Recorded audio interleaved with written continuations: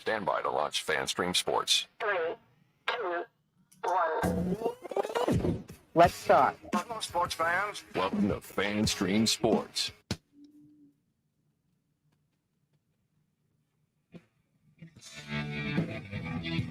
Hello, everybody. Welcome into another edition of From the Rough, America's favorite golf podcast, live from the DSP Media Podcast Studios in sunny and sweltering North Dallas. I'm IndyCarTim, joined by the star of the show, as he always is, Mr. PGA of America member himself, Mr. Johnny Gerber, live from Kansas City, right? Hello, Johnny.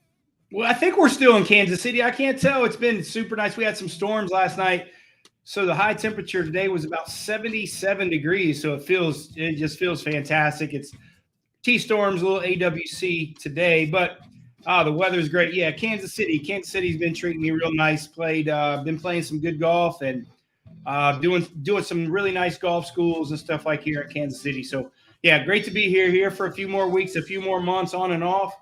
Back to Columbus, Ohio, it looks like next week, and then back down your way, big dog, down to Dallas there here pretty soon. I was just wondering if you were ever going to make it back here again. Well, you guys can do whatever you want in the studio when I'm gone. So, when I get there, you got to clean up a little bit. So I know you guys don't want to do that. I know I got a vacuum and stuff. Yeah, that'd be great. Maybe do some dusting or, all that good stuff. Maybe stock the bar, the fridge. Be great. Yeah, that'd be great if I could do that. I would love to stock that bar. It disappears. Did we ever get our fireball machine? No, I gotta hook into that a little bit again today or this week. Probably. I got to have that here before you comes because you're not going to want to be here without that. Well, I don't do fireball, but we can put other stuff in it. Yeah. You just chill vodka in it, I mean, cocktails are good. Cocktails are good. Okay.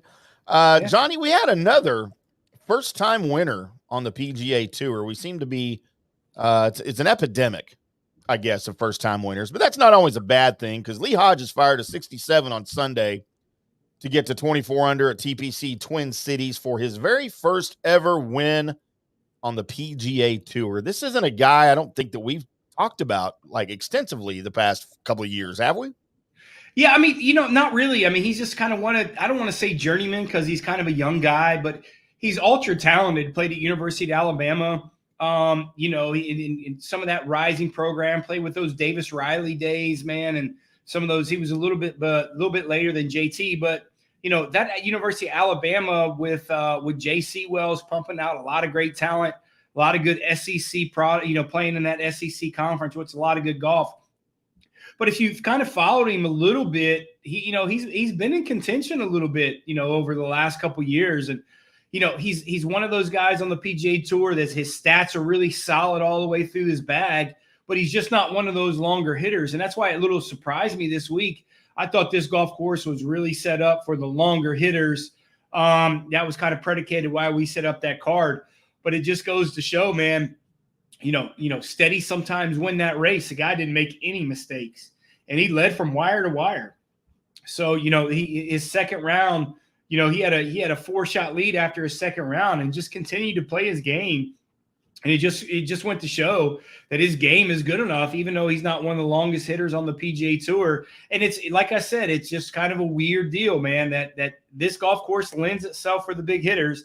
And then you got a guy like that's kind of middle of the pack, wins the golf tournament. Yeah, and like you said, he led wire to wire, and especially for a first-time winner, that's impressive, right? I mean, you got to kind of give him some kudos, and you had the whole field really there, like fighting you. I mean, this wasn't a reduced field tournament. It wasn't anything like that. It was. I mean, he just went out there and he dominated from Thursday on, and he didn't really have anybody close to him. Yeah, I mean, like I said, his game just kind of came through, and like I said, he's one of those guys. He's been in contention before. I mean, not really having a 54-hole lead, but he's been on those leaderboards. The guys, people who kind of follow golf, know who he really is, but.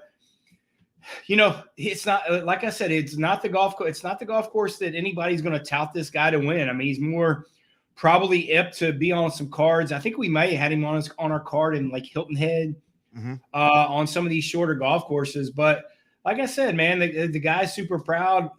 His game can fit any type of deal. And, we'll see what happens. Maybe this is the confidence that he really needs to push forward. I like the way he talked after in his press conference. Like, listen, man, I just felt really comfortable in this week, and it was just one of those weeks. I didn't get ahead of myself and just played some really good golf, and my really good golf is good enough.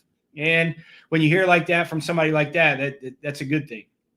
Yeah, and final rounds on the PGA Tour are supposed to be kind of stressful and dramatic and things like that, but apparently no one told Lee Hodges that, because like we said, he led from wire to wire. He continued that dominance on Sunday. He carded a final round 67 for his first ever PGA Tour win, beating the field by 7 strokes. Who was it? Martin Laird, I guess, came in second. But dude, he was in a class. JT, there was a couple guys.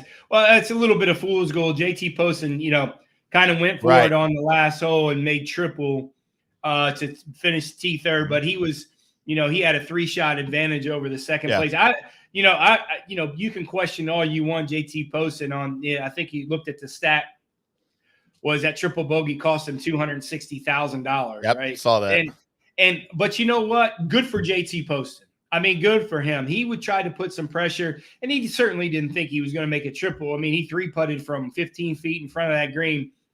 But I love the way what he did. I mean, I love it. I mean, at that point, 260,000. Listen, 262.60. But he certainly didn't. He thought worse he was going to make was double, but he missed that little 4-footer, just like Olayed it. But good for. I really like the gumption on JT Poston. You wait for him this week. JT Poston could be on our card this week at Wyndham for a lot of reasons. Having some success there before.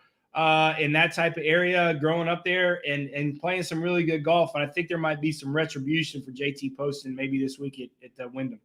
Yeah, I definitely wanted to talk about that today a little bit, because, I mean, not that I didn't respect JT Poston before. I just didn't really follow him. Didn't know him that much about him. But, dude, after that, he might be one of my new favorite guys, man. Just the fact that you would even do – I mean, you had to do something, right? Because your chances of winning – you weren't going to win. You had to put a little bit of pressure to see if he would flinch. I mean, I would have liked to have seen it before the last hole, but you know what? Good for him for even trying to put some pressure on. And yeah, you cost yourself some money in a place, but you know what? People are going to remember that about him the next time he's in contention. That's right. I loved it, man. And with the exception of the money, but you look at, I mean, the easiest thing for him to do, knowing he probably can't catch the winner, because the winner's already laid up in front of him. He's got to hit a 115-yard shot, and he can 4-putt and still win the golf tournament. And the easiest thing for a guy like JT Poston to do would just hit a wedge and go up there and, hey, man, I finished second place. But he didn't. And a lot of those PGA Tour – I promise you Keith Mitchell would have. Oh my that goddamn coward. Keith Mitchell does what Keith Mitchell did. He plays so bad, played good the first round, plays good enough just to make the cut, plays like shit the third round, just kind of, hey, let's make some money, and then just does whatever the final round. And, 90% of those guys, I'm telling you, on the PGA Tour would have laid up. I'm telling you, JT Poston didn't, and hats off to JT Poston. He's going to get another win soon, and it might come this week at Wyndham. Oh, wow, that'd be awesome. And so Hodges' victory couldn't have come at a better time, right? Because just one tournament left until the FedEx Cup playoffs. Yeah. Man, he made a massive leap from outside the top 70 to number 33. So he's in. I mean, that win put him in the playoffs. We'll see if he can stay there with just one tournament to go. But, he's going to have some work cut out for him if he wants to qualify for the Tour Championship for the first time in his career. But, man, he's firmly in the field for the St. Jude Championship and has the inside track, obviously, to tee it up at the BMW Championship as well. He called it a dream week. After the tournament, he said he's got the best caddy in the world. He got kind of mushy there. He said he had the best caddy in the world, and he said he had the best wife in the world. Then he said he's got his mom and dad. He got real mushy, but you know what? You kind of got to give him that, being his first win, and he was pretty emotional. I thought that was great. Got a little technical difficulty here. Can you hear me? Can't see me. Yeah, I can hear you. I can hear you fine, but your video's gone. But that's fine. Just keep going. Let me try to unplug it. I think it's might be your connection, the internet connection. Well, you can hear me, so it can't be internet. Yeah. I don't know. Maybe I threw the camera down. You want me to go to the camera of the computer? If you want to, yeah. We see See how that looks here. Sorry, everybody. Technology wins again. Well, why don't we take a quick break and try to fix this, and then we'll come right back and kind of get back started. Sounds like a plan. While we were dealing with technical difficulties and Johnny's up in Kansas City, we're going to take a quick break right here on the front on From the Rough. We're FanStream Sports. We'll be back after this. Sports fans, FanStream Sports. Hey, you like golf? There's a good chance you do because I said so. But what do you need playing golf? Well, you need clubs. Right? Clubs, you need balls. The thing that people don't usually think about is that golf bag. And that's what most people see when they look at your golf clubs, like right off the bat. If you've got a raggedy bag, it's not doing you any favors, bud. So get you a new bag. Go over to orca-golf.com. Orca-golf.com. Why are you going there? You're going there because you want a golf bag, but you want one that's kind of screams you. So you want to pick the colors. Well, you can use your own custom colors. Maybe you have a logo in mind. Maybe it's your logo. You're like Prince. You just have a symbol. That's the case. Dude, you can get your logo on there. Your name, just get it done exactly like what you want it done by actual designers. Nothing goes out of their factory without the approval of the founder, Erica Bennett, who is just brilliant. We've seen some of her bags. We've got one of them actually in the studio. You know what? Dude, it looks good. If you want other people to look at your golf setup and go, man, that just screams Frank. You want that? Then go over to orca-golf.com. Do yourself a favor and use the promo code DSP10 for 10% off and free shipping. I'll say that again, DSP10 for 10% off and free shipping. So do it today because Orca Golf is the best choice in the game. Hi, golfers. IndyCarTim here. I want to talk to you a little bit about Golf Central Magazine. It's not just a golf magazine. It's the magazine for everything: turf, travel, philanthropy, and lifestyle. Head over to golfcentralmag.com and check out the latest issue. Some of the regular features in Golf Central Magazine: the Golf Bachelorette of the Month, the Golf Bachelor of the Month, the Golf Cart Girl of the Month, Golf History, Grip It and Sip It. So head over to golfcentralmag.com. It's free. It's the magazine for everything: turf, travel, philanthropy, and lifestyle. Golf Central Magazine at golfcentralmag.com. We'll see you there. All right, guys, time to talk a little bit about Turf Life. You've seen the hats on our heads. You've been or seen the video of the studio. You've seen that the decals are all over the place. Turf Life. Man, it's the brand that salutes the consumer and industry players everywhere whose lives involve turf. What does that mean? It means if you play or have a business or, maybe you're a sports educator, you're going to be on turf at some point. So you live the turf life. So go ahead and tell everybody you live the turf life by having your Turf Life window decal or, the hat or the keychain or the something. Along that lines, just go to turflifeclub.com and become a turf head. That's what it's called when you live the turf life. You're now a turf head. And you can go join the club today, snag that window decal, or snag any other special Turf Life accessories, and go over there to that website, which is turflifeclub.com, and get your stuff and show everybody that, man, I'm all about that turf life. And then you just kind of raise your coffee mug at them and go, yeah, turf life, baby. That's what it's about. And then that's the end of the commercial. Ding. That means it's done in microwave talk. Hey, listeners, make sure you check out the brand new FanStream Sports in-studio text line. You can reach us during any of our live shows or 24/7 at 214-937-0569. That's 214-937-0569. Text us 24/7 day or night, and we'll reply to you and make you part of the show. Coming back at you now. More FanStream Sports. Welcome back to FanStream Sports, right here with From the Rough. I am Tim. That's Johnny, and we found him. We're back. Sorry, guys. We found you. Little technical difficulty there. I promise you I haven't been drinking yet. I haven't. I didn't spill any water on the camera because you sent me a text. Please don't spill any alcohol on the camera. I didn't do that. I promise. What's 3 feet away from you? That would be difficult to do. That'd be quite a mess. I mean, I think that would be awesome if you did that. I got alligator arms, man. You do. You're all sipping your drinks. Oh no, sorry about that. Sometimes when it's always better when I'm in studio. Well, we just gotta. When I'm in studio, it's a million times better. You forgot where the studio was, though. I mean, you're in different states. Yeah, that's for sure. No, that is for sure. But yeah, go ahead. Yeah, Lee Hodges. Lee Hodges, his first win. Let's get in a little bit. We talked about Poston a little bit earlier, but let's get into him a little bit more.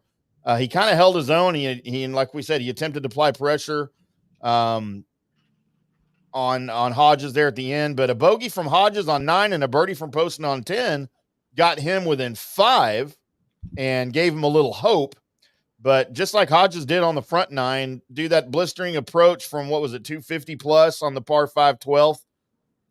I mean, just squashed any hopes that Poston had that, and then made him, of course, forced him into that error on the 72nd hole. But man, just nobody was close to Hodges. Like, how do you explain that? I mean, is it just, I mean, we were used to seeing this with Tiger Woods, right? Saw it frequently with Tiger Woods. Lee Hodges is not Tiger Woods. I mean, how do you explain just some standard guy, some just random guy that dominates a golf course like this when no one else can on some random weekend? Well, he just played his game. Like he didn't deviate from his plan. Well, he could have been 5 shots down or 5 shots up. He was going to hit the same shots regardless. And that worked. He had a game plan that he worked on all week. And he said that on, talking to his, on the interview, talking about his caddies. Like, we had a game plan. We didn't look at the leaderboards. We were going to hit the golf shots that we wanted to and play this golf course no matter what. And that lends to, not really thinking about a score, not thinking about winning for the first time. It's just about executing golf shots. And that's what he did. And, good for him, man. I got a little problem with this. I don't want to say this. We'll say this off the air. He got a little confidence problem. You know me. I don't, dancing around it there, aren't you? Yeah, I don't want to say it and lose our sponsors. So we'll just go ahead and we'll talk about it a little bit later. You know me. He went to University of Alabama, right? And that's the best girlfriend he's got. I mean, really? Well, you just said it. He went to the University of Alabama. There's more pretty girls that go to University of Alabama. You lost your mind. He's not used to seeing hot girls, so he took what he thought was in his mind. Not true. There's so many, and I'm sure women. She's very pretty, and I'm sure she's a got a nice personality. Yeah, and I'm sure she's got a great personality. Yeah, I don't trust people who have ugly girlfriends. Dude, he's Lee Hodges. He's not Rory McIlroy. He's not Colin Morikawa. He's not Max Homa. That's the only thing I like about Colin. He's got confidence for a little wee Asian dude. Oh, I don't know if you can even say that on the air. He's Asian. What can I? Well, I mean, a wee Asian guy. That's kind of a given, right? Is that not an oxymoron? Here we go. I'm just being honest. I mean, I like other guys. I mean, you wanted to not lose sponsors, but here we go. Well, PF Chang's isn't our sponsor, so we're good. It's kind of open for Panda Express, but that's probably not happening either now. Maybe that's about us, fast and casual. So Hodges is the first wire-to-wire winner in the young history of the 3M Open. He captured himself a little sliver of history in his first invitation to the Masters with his dominant entry into the winner's circle. But that's not all. Hodges has caught himself kind of a wave of momentum now heading into the postseason. And, I mean, what do they say? Really, in any sport, anything can happen in the postseason. In hockey, it takes a hot goalie for a mediocre team to make it through. And in the NFL, a hot defense, a surging defense can get you deep into the postseason. And in the playoffs, the MLB playoffs, it takes some hot pitching, and that can get you as far as you want to go. Yeah, apparently. Yeah, I agree, and I agree with you 100%. That's such a great analogy, but that's a lot pertaining to a lot of other sports. But you're also looking at, when you look at those other sports, you're only having to beat one team, and you have other people around. You're getting in these playoffs and other guys, you got to beat 70 other people, right? And 70 other people, that's a lot harder than beating one opponent that's right across from you. And a guy like Lee Hodges, it's not like he can, good for him on his win. It's not like he's going to – you're playing some golf courses in those FedEx Cup playoffs, especially Atlanta if he gets to these are 74, 7,500-yard golf courses. And can he do it again? We'll see, man. We'll see. But, I love your analogy, man. It's hot. But golf is a little bit different, man. You come up from such a high, and then after winning and then try to come back and play in Wyndham, Does he have a little bit of a letdown? Most guys do when it comes to something like that, especially in the game of golf. And you got to beat 150, 55 other guys. So, we'll see. We'll see. Does he have a letdown or, good golf is good golf, right? I don't, but winning is a different kind of animal. Do I foresee him maybe shooting 7-8 under par this week and making the cut middle of the pack? Yeah, that's probably a successful week coming off of victory, right? After something, especially your first victory. And, Twin Cities, Minneapolis, there's not really a whole hell of a lot to do up there. So, he probably didn't go out and fiesta too much. He might want to go. He might have went and drove by Prince's house or something. I don't know what. Well, he's not there anymore. Well, his house. Oh, he's still got an old house, kind of like Elvis, ain't it? Yeah, I don't know what it is. Yeah, I don't either, but I just made some shit up. But yeah, I probably did, but it sounded good. Yeah, it sounded good. No, it sounded good. It sounded good. So now, what would Prince name his house? I mean, Graceland was named Graceland before Elvis bought it. Like that was already the name of the mansion when Elvis bought it. So Prince's was called Paisley Park, right? Isn't that what it was? Yeah, that's right. It is Paisley Park. That's Paisley Park. That's it is. Okay. It's still there. No, that's the truth. I actually made it up, but it's actually pretty valid. How did you know that? Well, I just know the name of his house. I mean, I remember when he died. I never heard of. I liked Prince as much as the next guy. I wasn't any Prince fanatic in the 80s or anything, but I just remember Paisley Park from when he died. They had all the footage and stuff of it, and they talked about his house quite a bit. But I don't think it's. I heard the best thing not to get off. I don't know why the hell we're talking about Prince, but because we can do whatever we want. Yeah, we can. We do whatever we want. Hey, I play with a dude. I played golf on Saturday morning, and this guy is a character, and we were talking about, I'm not really a music guy like you are, but he was telling some jokes, and he said there was an interview guy that asked, and you can tell me if it's right or wrong. This interview asked, who's a guitar? Eric Clapton. He's like, Eric Clapton, how does it feel to be the best guitarist in the world? He said, I don't know. Ask Prince. Oh, dude, Prince is a great guitar player. Very underrated. Is like the number one. I didn't know this was going to turn into a music show, but that being said, is he revered as like one of the best guitar players of all time? Yes, he is. And because he doesn't play a lot of guitar on his albums, he especially doesn't play a lot of guitar solos. But you ask anybody in the music industry, especially guitar players, Eddie Van Halen once said that Prince was the best guitar player he ever heard. Well, I'll tell you what it was. We were out there, and this guy's probably a 15 handicapper, not very good. He made like an 80-foot putt, and he had a purple shirt on. Oh, and God. The other dude playing in our group, I said, he said, that was purple rain. He said, you rained that in from 80 feet. And then it kind of morphed into that one. Right. They asked me my two biggest fears in the world, and my answer to that one. They lost it on that one. So, different bunch show. of good guys here in Kansas City, but I didn't know, I'm not a music guy like you, but I didn't know he was but that Paisley Park is right. That's still there. I think that they made it historical landmark, kind of like Graceland, that you can kind of go around and stuff like that. That's what I was thinking of. I just didn't know the name. Paisley Park. So let's get in a little bit to the T2 party that we had here. You had the party of Martin Laird, Kevin Streelman, JT Poston, all finished T2. Tell me a little bit. So, Laird kind of goes under my radar. I don't pay a lot of attention to Laird. We talk about Streelman. He's on your card sometimes. Poston's on your card sometimes, but what's Laird's contribution to the game here up to this point? He's one of those Scottish journeymans, man. He hits the ball a long way. He's that guy that finishes in between 125 to 90 every year on the PGA Tour, but that gets you about $2.5 million. So, he's won 2 or 3 times on tour, and, he's just a really good ball striker, and he kind of picks the spots where he can go in.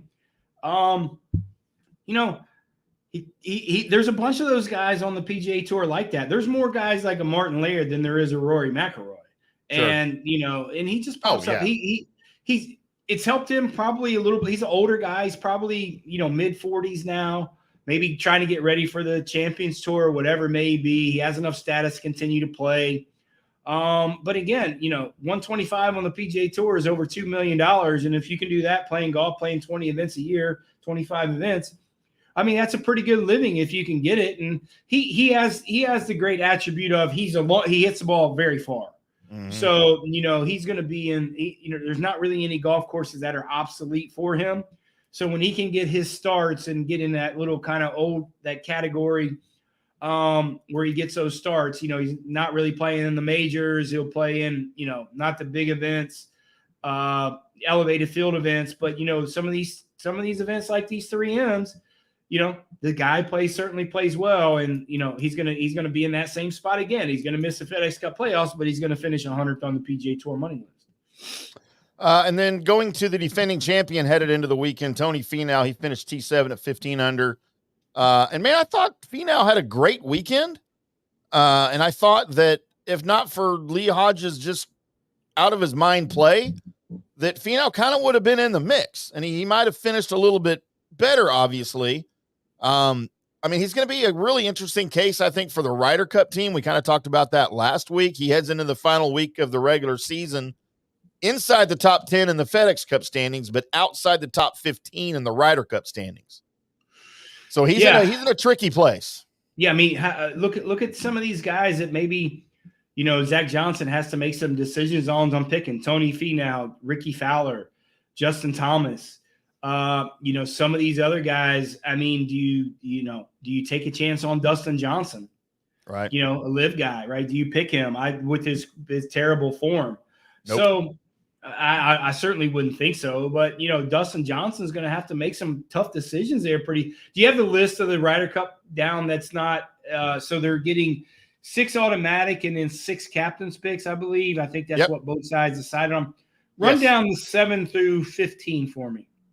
7, and he's only 210 points behind Cantlay is Max Homa. Yeah, he's your in. number 7. Cam Young is 8. Jordan Spieth 9. And oh, really? Jordan Spieth? Yeah. Jordan Spieth's on the Ryder Cup team. I'm telling. All right. Jordan Spieth is on the Ryder Cup team. I'm just telling you that right now.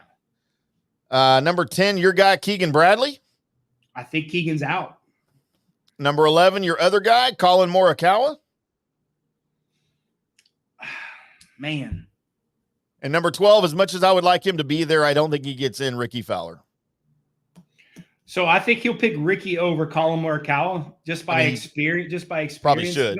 Run down the last 3 up to 15. Do you have that? Mm-hmm. Sam Burns is 13. See, I think Sam Burns is out. Justin Thomas at 14. There's no way you let him play, right? He's playing. Justin Thomas is going to be on the Ryder Cup team. Yep. The way he's playing all year. He's got 3. I'm just telling you, he's going to be on. I don't care what he did in previous Ryder Cups and President's Cups. Dude, he's playing horribly right now. Well, I mean, without you yelling at me through the camera, he's playing.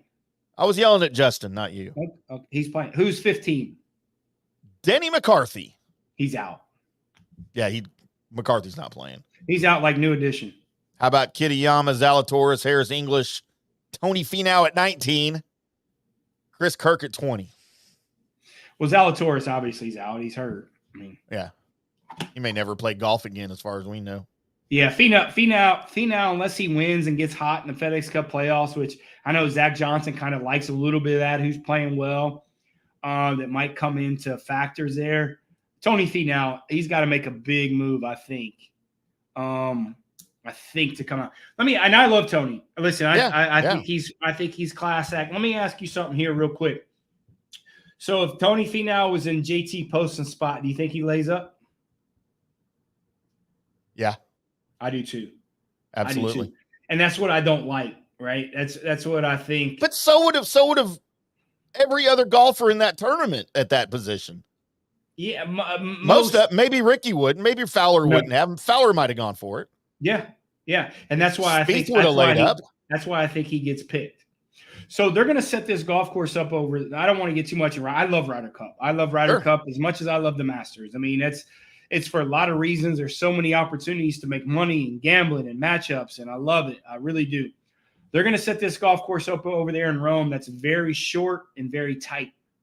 So they're going to eliminate a lot of the U.S.'s power and strength. So does that come into play with a guy like potentially like Morikawa? maybe. So Zach Johnson's going to do the thing that's smart that they've been doing the last few years. They're going to let the players kind of decide who they want on the team. And I think that's been a great thing that they have done to have some success in the Ryder Cups the last few years. They're letting the players kind of make those types of decisions. Do you see anybody on Live maybe that might get a pick? I don't. Not on Live, no. I mean, I don't have the top Live golfers on here. Koepka's on the team. Koepka's making the team. He's number 4. He's got points. Yeah, he's making the team by sheer points, and he's going to make more points. Well, he can't play in the FedEx Cup playoffs, so and he's not playing this week, so he's going to miss 4 events before the Ryder Cup. So obviously he's not getting any points. But what if these guys propel him and Koepka goes to 7? Does he get? He's picked? Playing. Koepka's playing. There's no question Koepka's playing. I think he does too. It's going to be interesting, man, to see. Really interesting. I think Keegan Bradley's out. I do. I just don't. I don't think that. It wouldn't surprise me. JT is in. I'm telling you, JT is in. I think no matter what happens, I think Justin Thomas, as much as he reveres, Zach Johnson, as much as he reveres JT, and I know that he knows that he can put him with so many other guys. I think that's I'm concerned about Cam Young. Sure. This golf course doesn't fit his game at all when they're playing in the Ryder Cup. And with his pass as poorly as he's been playing, all his points he got last year, right? That's kind of, he was second for so long on the Ryder Cup points that he's played so bad. And then, changing the caddy to Paul Tesori, I think that's a great move. Webb Simpson's old caddy. But at some point, man, you've had this guy for 3 months. At some point, man, you got to contend. And the guy's just he's not having the balls to contend. And I don't know why. And Zach Johnson, man, you look at Zach Johnson's MO. Zach Johnson's a bulldog. And he's a tough, gritty guy. He's a little wee guy. And he likes those guys that are gritty and fiery and likes it. So is Cam Young that? Man, I don't know. I certainly don't think at 18th or 19th spot, Tony Finau gets picked. No, I don't see it either, although I think he would be a good choice. Go over the Euro real quick before we get into the picks and take another break here. Of course, Rory, number 1, John Rahm, number 2, McIntyre is number 3. And those are the only 3 guys that are qualified right now. Yeah. And then you've got Paul, Meronk, Fleetwood round out the top 6. Who is Yannick Paul? Adrian Meronk, Tommy Fleetwood. You've got Perez, Hogard, Lowry, and Hatton. So Lowry and Hatton will be in. I think Perez is going to be out if they have to pick him. I think they're going to probably pick an Italian. I mean, is it a bad pick to have Molinari in there, right? He probably sits there about 20th. I don't know. Is it Nikolai or Rasmus Højgaard? They're twins. The second guy you said. Well, they might both be playing, and they just might switch some shit up because they're identical. They're identical. Switch days. Yeah. So that would be kind of cool. Go a little further down the list and might find some picks. I'm looking for Molinari. But he's Italian, so. Oh, I know. Fitzpatrick's back at 26. He's in. Alex Noren's 18. Hovland 15. Hovland's in. I would think. Yeah, Hovland certainly is in. Go down a little bit more. Nikolai Højgaard's at 34. Nah, too far down. Yeah, the rest of these guys, Strack is at 42. Strack is in. I'm telling you, but he's in, right? Yeah, he's in. Yeah, he's going to get picked. Yeah, he'll certainly get picked. Norgard at 48. Molinari's number 56. Or does he just become a vice captain? Right. One way he's going to be part of the team, certainly vice captain. But some of these picks that you have, you certainly know Hatton's going to get picked, right? Strack is going to get picked. Yeah, I mean, the only reason that they haven't really got the points, the European points, is because they're playing the majority of the time over in the U.S. now. So, that's really the only reason. Yeah, I like one of the Højgaard picks. Victor Perez is not in. If he has to rely on a pick, he's not getting picked. I agree. I'm telling you, he's not. Do you pick Sergio? I mean, personally, I don't know. I mean, on the team, I mean, him and Luke Donald are pretty good boys. They're buddies, right? I mean, he'll probably be there. Yeah, he'll be there in some capacity, right? I mean, it'd probably show a little bit of good faith, even though if he might just be a vice captain or something. But yeah, I mean, if there's any time for the U.S. for the taking, right, to win, it's been 20-some years since they won on European soil. If they're not doing it this year, man, there's something wrong. You might as well go ahead and captain that team. I'm not saying you're going to play because there's no way in hell you should ever play. But I could play that course in Rome. Maybe captain. No, you can't. I'd dominate that course. As short as it's going to be. You wouldn't even get to the golf course. You'd be so drunk.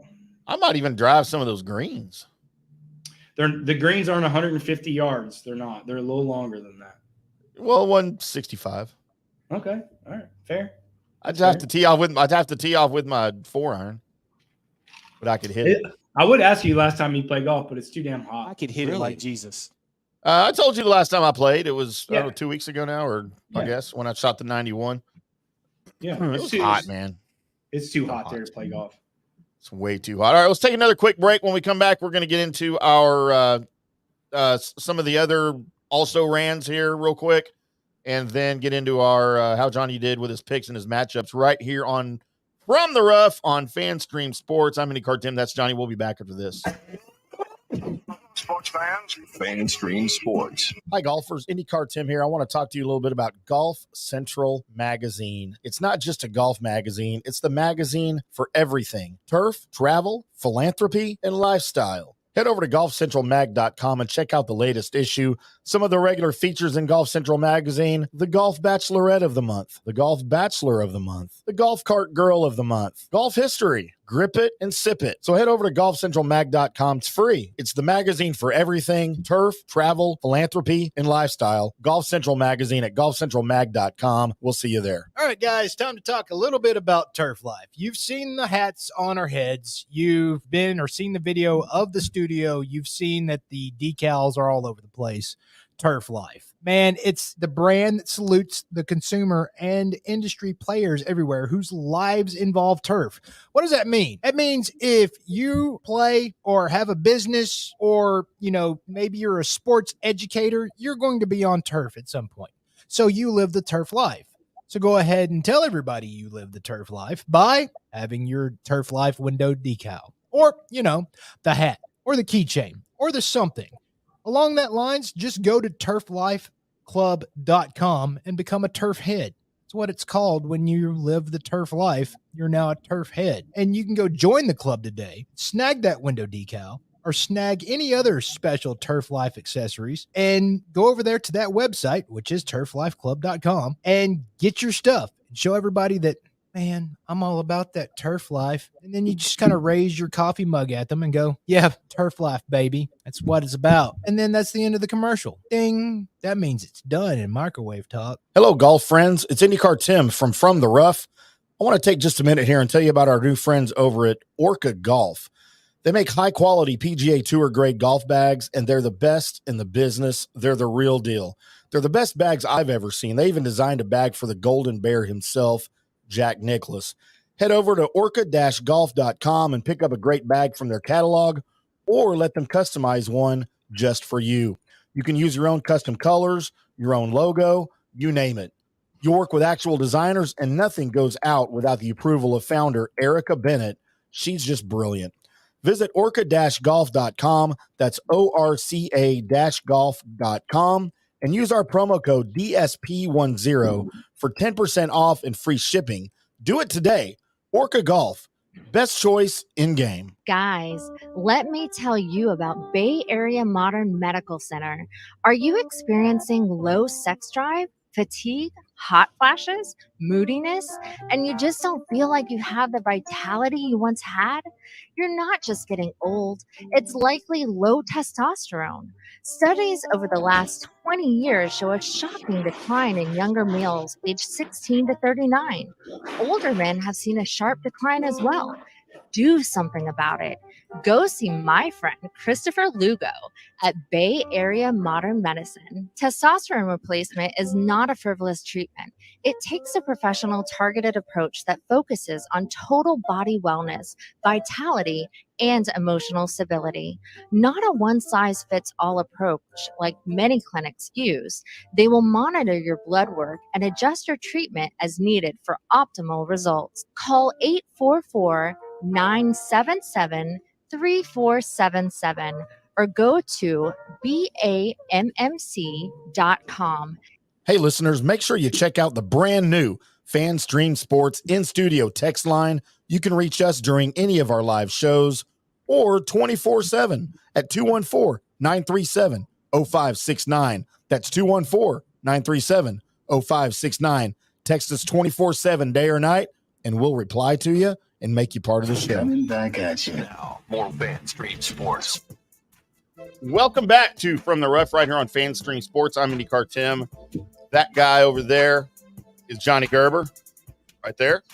Live from Kansas City. I'm here in Dallas in the sweltering heat. I feel like I'm in a boiling pot of water outside. I heard the other day it's the hottest it's been in 6 years. It's the hottest summer it's been in 6 years. There's more days over 100 than there's more days now over 100 than there ever have, and we still have August, right? So yeah, it's not even hot yet. Yeah. It's ridiculous. I'm moving back to Canada. Canada. No, you're not. But hey, we take off, eh? You and I talk about all the time. As long as I lived in South Florida, and I thought it was hot. It's nothing compared to Dallas. Like in hot. Dude, it's ridiculous, man. Yeah. Well, there's some benefits to that. The pools are crowded in Dallas, and that sometimes that's good, sometimes it's not. Cocktails are good. They flow pretty good at 9 a.m. Man, you know what else flows good? Cocktails at a swimming pool. When you're enjoying the coolness, refreshingness of a swimming pool. Yeah. Dude, I took a 12-pack of beer out to the pool the other day with the kids. And this was of course, our neighborhood pool, right? I don't have a pool at my house. And you're not supposed to have, drinks, but whatever. I do what I want. We all know that. Yeah. So I took a cooler, had 12 cans of beer, the tall boys, the 16-ounce Miller Lights. Those things were gone in about an hour and a half. For 6, it took you an hour and a half to drink 6 beers? 12. Oh. A 12-pack. Still. And I'm not drinking the whole time. Like, I'm in the pool playing with the kids sometime, and I'm walking around talking to people. And when I opened up the last one and realized it was my last one, I'm like, wait, how do I feel right now? I should be feeling this. And then I'm like, no, I feel like this is the first beer I've opened all day because I was freaking sweating it all out. Right. No, it's a different type of deal there. You remember the condos I lived over at the Star? Yeah. How good was that pool? How good that was a fun pool. With the waterfalls and the cabanas and the scenery. That was pretty special place. Special place. Might have to break myself back into that pool. Yeah, it was good. They had that golf simulator in there too. I never got to try that. I probably would have broke it. I think that's why it never worked, because you broke it. They'd shut it down. Yeah. Oh, Lord. Yeah. Johnny, let's get back into the 3M Open. As we are discussing, recapping the 3M Open, we will get back to our picks and our betting and stuff like that coming up soon. I wanted to talk a little bit here, a couple of guys, before we get into our picks. As he finished T10 at 14 under, a guy who's really had a bunch of nothing since the T4 placement at the PGA Championship. And I'm talking about Cam Davis. He had a 65 on Sunday here. And I think this is kind of the more finishes that he needs, because I just feel like he hadn't been able to finish a tournament since the PGA Championship. Yeah, we put him on our card a lot. I mean, the guy's got so much talent. I really thought he played well. I had him touted pretty high at the Memorial. I mean, he fits the golf course. I think he's from the calls and stuff I make, he's had some kind of personal problems. That's kind of not really limited, not to get too much into that. And you don't really know, but talent wise, I mean, he had a stretch there for like 3 weeks and he missed cuts. When I say he missed cuts, he missed them like bottom of the field, DFL. Yeah. And for a guy that has that much talent, man, that's just doesn't really compute. Right. So, we always forget sometimes these guys are humans, man, and they have stuff off the golf course that really can potentially affect them.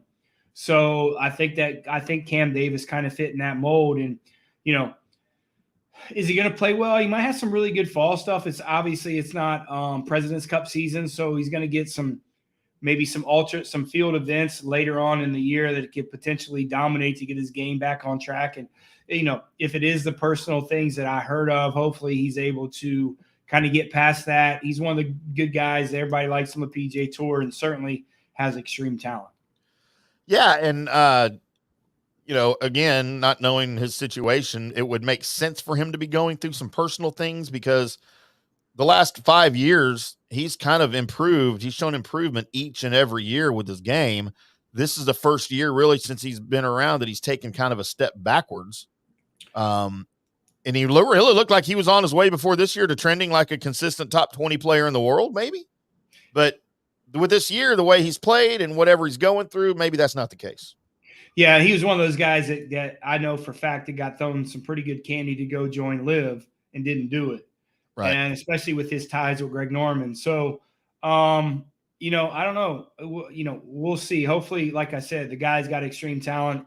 I like the way he plays. He won 2 years ago at Rocket Mortgage. So, I thought that maybe would catapult him a little bit and a little bit more success. But like I said, you never know with these guys off the course, man. And hopefully that stuff's behind him. Yeah, hopefully so. Cause he's outside the top 70 right now, but with a good showing this coming weekend, he'll pop right back up into the top 70, which is probably where a guy like him belongs, as we get into the playoff season. So I would have no problem with that whatsoever. And whatever was happening with Cam Davis, we certainly hope the best for it. But the other guy I want to talk to before we get into picks here, disappointed me a lot this week, and I'm hoping I didn't oversell him because he tied T64 at 3 under. That's Ludwig Aberg. We jinxed him. Did we jinx him? I hope not. Well, I don't know. When you look, the fact that he finished T64 and most of the other guys that we thought were going to do well missed the cut, maybe that's not so bad. Yeah, here's the weird part. I thought if he could get on a little bit of a run and maybe next week is the right week for him, I thought he might get picked on that Ryder Cup team. Because here's why I say this, and there's a lot of reasons. Again, not to, say I'm going to make all these phone calls, which I do, but he was paired 2 weeks ago with Zach Johnson the first two rounds of the tournament at Rocket Mortgage, and or 3 weeks ago. So, I'm sorry, with Luke Donald. Sorry, not with Zach Johnson. With Luke Donald. Right, Luke Donald. So when the Ryder Cup captain asks you to do that, ask the tournament to do that, there's a reason why they're doing that. And certainly would not be a bad pick, right? The only way that it could be potentially a rough pick is maybe the golf course doesn't suit him. And I think Luke Donald I think this week hurt him. Not playing well this week. Now, if he has a bounce back week and, his PGA Tour starts, first off, he's never missed a cut. And second off is he hasn't finished outside the top 20 with the exception of last week. So if he has a good week this week, gets in the FedEx Cup playoffs, what do you do with if you're Luke Donald? Do you kind of set that precedent for some younger guys, kind of getting in that field? So I don't know, man. Is there 8 guys better than Ludwig Aberg is going to be on that Ryder Cup team? I don't know. I don't think so. Well, here's the problem we have. And I know you said he's had these top 20s, but he really hasn't. He's finished like 22nd, 24th, 20th. He's only got one actual top 20 in 6 starts, and that was T4 at the John Deere. Everything else was T25, but he's only had the one T20 in those 6 starts. But here's the problem, I think, we pumped him up big time for the European Ryder Cup and playing with Luke Donald and all of that stuff. But I don't know that you can pick a guy for a Ryder Cup that's got just one top 20 in those 6 starts. He's new to the tour. Now he's not new to international play, obviously, but if he wins Wyndham, you know, if he wins Wyndham, he'll be in the FedEx Cup playoffs. Yeah.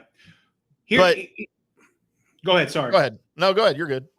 Here's a better synopsis of why that he might not get on. He's had some really good first and second rounds where he's been in contention. I mean, one or two shots, and he in the last 2 rounds he hadn't been able to close the deal, and that's a big sign of under the pressure, right? And this is what these guys look for a lot. So under the pressure, he's not able to, you know, he's not succeeding when he's been in those spots to potentially maybe win or getting more in more of a contention to win. Like on moving day on Saturdays, like he's like a Keith Mitchell, or having a potential to win on Sundays. He plays poorly on the final round Sundays. That's something that these guys look at. And if you can't close the deal and you can't make those pushes, your first and 2 rounds or whatever, but what happens when crunch time, when you got, you know, when your nuts are shriveled up, you know, what do you do? And that's all the pressure, the biggest pressure in the world in golf is that Ryder Cup. And if you're not able to do that, this is what these Ryder Cup captains a little bit are looking for. And maybe Luke Donald saw something that he didn't like, as opposed to kind of maybe went reverse for him as opposed that he did like. Yeah. So, I mean, we'll see. Like, I wouldn't bark at all if he was on the Ryder Cup team at all. Yeah. He's young and he's sort of new. Let me ask you this. If a year ago, Henrik Stenson was the Ryder Cup captain being Swedish, would Ludvig Åberg get picked? Big time. Yes. It'd be I automatic. think so too. No, I think Automatic. so too.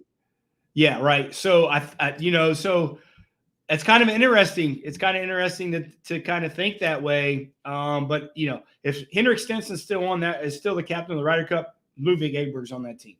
Yeah, he's on. There's no question he's on. I'm sorry to cut you off. Sorry. No, you're good. That was a really great point. So let's get into our picks here a little bit. See if I got your tagline right here, because I always mess that up. Yeah, of course you do. Is this the right one? You're not following, you're winning? If you're not following, you're not winning. Yeah. You'll mess it up. That's it though, right? Yeah, that's it. You're not following, you're not winning. That's right. Okay, I want to make sure I got it. Except for last week. Yeah, so let's get into mine, because mine weren't great either. I always pick a winner, a top 10, and a top 20. Out of my 3, I only had one miss the cut, Johnny. Oh, thank you for throwing that out there. Thanks. We'll see how many Johnny had missed the cut this week, as he cursed everyone, apparently. And my winner, I had Aaron Rye. He finished T20 at 12 under. My top 10, Mark Hubbard. The second week in a row I had him on my card. He disappointed me again with a missed cut. And my top 20, and Johnny kind of laughed at my Doug Gim pick for the top 20, but dude, he just missed out at a T27 at 200. I thought Doug Gim was going to get me. He was 6 over after his first 9 holes. I started laughing at you. He was. You did. Look what I did. Yeah. I brought him back. Yeah. No, I started laughing. I was like, I was about to text you, Doug Gim, huh? Yeah. And I'm surprised you even picked the University of Texas guy. I hate the University of Texas. I know. He went to Texas, though. You know what? I don't care where you go to school when I'm making my picks, right? I saw Sark on Colin Cowherd today. He's ready. Was he drunk? Yeah. Him and Collard probably were both drunk. He's a better coach when he's drunk. Well, you know what? A little bit of University of Texas college football talk here. Sark better be ready to win this year, because after this year, it's going to be a long time before he wins anything over in that SEC. Well, you want to say them? I mean, you don't think A&M's going to have the same struggles? Well, A&M's been in the SEC since 2013. And they haven't proved shit. Oh, they've proved everything they need to prove, sir. Yeah, that they're no good? They belong there more than Arkansas does, and Vanderbilt and Missouri. Arkansas had a better record than A&M last year, I believe, sir. And Auburn. Come on. These second-tier schools that are in the SEC. Give me a break. Tennessee. You know what A&M means? I mean, I know what it means for real, but what do you think it means? Always marginal. No, it stands for agriculture and mechanics. That's what it stands for, sir. Oh, I thought it was mining. Mining? Yeah. Not a lot of mining in Central Texas. It's oil. That's not mining. Why That's isn't it? drilling. That's drilling. Well, they should be called the A&Ds. They should be called Tim's school that kicked him out after 9 weeks of school. Johnny, you know what? I know you're deflecting here, but let's go ahead and talk about your picks this week. You figured that out. Yeah, I figured it out very early on. I was going to roll with it, see how far you'd go. Tell us about your picks. I don't want to. Can you Look, put them on the take screen? the good. No, I don't. I mean, I can't. I wasn't ready for that, but I can. Yeah, put them on the screen so people don't see me cry, please. That'd be great. Okay, well, let me get there. Hang on. Put them on the screen. I didn't think you'd want to do that. That being said, to... it was one of those weeks we have very rarely. Didn't cash a ticket. We went 1-1-1 of our matchups that we had yesterday on Sunday.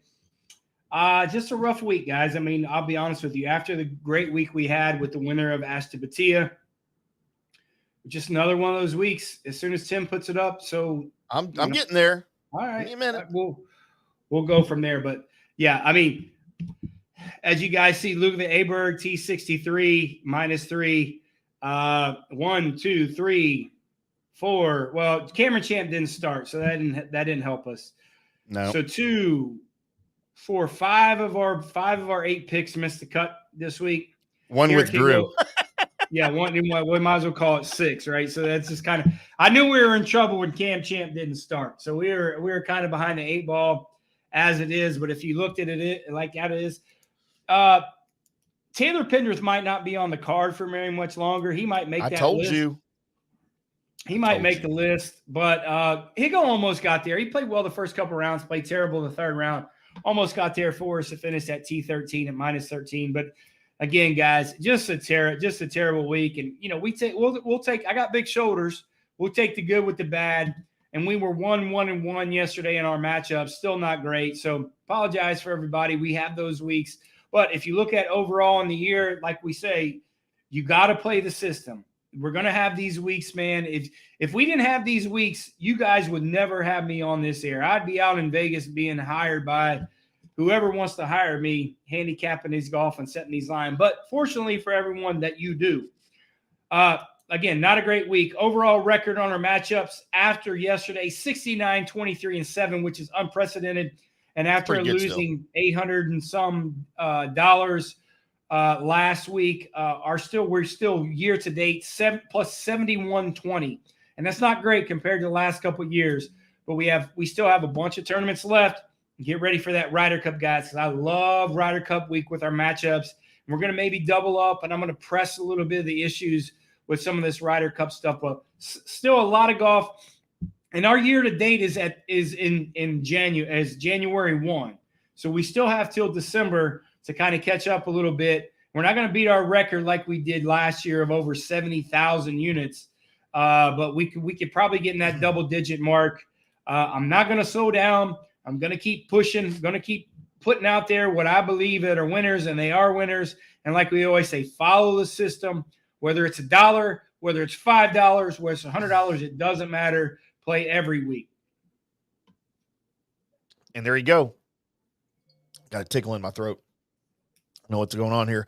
So yeah, there's, you know what, like you said, we take the good, we take the bad. We have really good weeks. This is the first really, really bad week I can remember you having in a long, long time. It's like that show Facts of Life. You take the good, you take the bad, you take it both, and there you have the facts of life. You know the rest of it? No. There's a time you got to go and show you're growing. Now you know about the facts of life. I guess that's it. Time for us to go. When we start singing sitcom tunes, it's time for us to go. That's how bad our picks was last week. So we had to give you a little entertainment, everybody. And that's how bad our picks was. But thank you for doing it. Only thing I remember, what was her name? Tootsie? Oh, Tootie. Kim Fields, yeah. Tootie. Yeah, Tootie. And then you had Natalie, the bigger girl. Then you had Joe. Lee Hodges, Nancy McKeon. Lee Hodges' girlfriend. Then you had Blair, who's from Dallas. Lee Hodges' girlfriend, the big girl? No. Be nice. She's a sweet girl, probably. Yeah, that's what they say. Well, Blair was the star, Lisa Welchel. She's from Dallas, by the way. Oh, she is? Yeah. She looks like a Dallas. She looks like that. Doesn't she? Especially in the 80s, man. That Highland Park blonde and lots of makeup, the cocaine and boob job crowd. Yeah. Yeah. Man, Oh, if that's you still had there. if you had facts of life on your From the Rough bingo card today, you win. You get it all in on this show. You get all kinds of talk, 80s, 90s sitcom. You get gambling advice. Yeah. You get women advice. You get it all here. You get University of Alabama advice. So, but it's just not a golf show. Apparently, we got it all covered, especially when we have a shitty week. I pray for more shitty weeks because that was fun. Yeah, Maybe we need to get a pop culture segment going here. But all right, we'll be back on Wednesday to preview the Wyndham coming up here for you with all of Johnny's picks and my dumb picks that don't mean anything. Maybe I need to go back to where I remember when I used to do the average finish of all the guys that we picked. Maybe I need to start doing that again. But I only have 3. You should do the DFL pick too. All right, we'll start doing that. We'll start doing all of that for everybody. You know what we could do? Let's do some. Cut or no cut. Pick some guys in the field. Oh yeah, we're gonna do that. That would be fun. Cut or no cut, and then we'll go back and forth. We'll make a friendly wager each. Come up with 10, cut or no cut.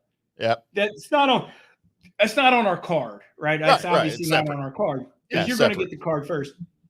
And cut or no cut. That'd be a lot of fun. I think that'd be a lot of fun for the audience, just because it's going to be Wednesday show, and you can bet those guys who make the cut, miss the cut. They're not going to have them all, but I think that'd be a lot of fun. Let's keep a record on that. That'd be a fun little segment. Yeah, we'll do that. So you guys look for cut or no cut as we preview the Wyndham coming up on Wednesday, 5:00 Central, 6:00 Eastern on FanStream Sports. At fanstreamsports.com, you'll get the video there and the audio on the stream as we interrupt the stream of our current shows with all of our live shows at fanstreamsports.com. Johnny and I will be back on Monday. Until then, boys and girls, we'll see you.